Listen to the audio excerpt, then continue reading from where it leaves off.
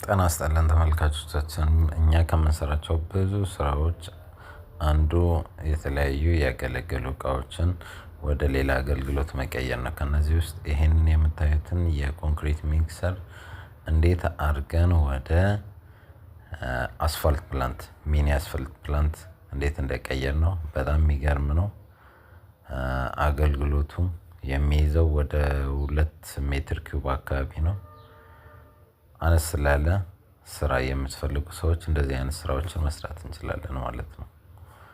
እዩት፣ በደንብ በናፍጣ ነው የሚሰራው።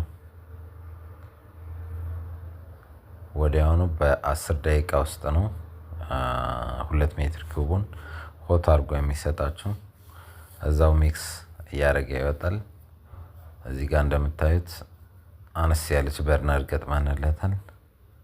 ይኸው እንዴት እንደምታዩት ይኸው በ10 ደቂቃ ውስጥ 2 ሜትር ኪዩብ አስፋልት ፕላንት ሰጠን ማለት ነው።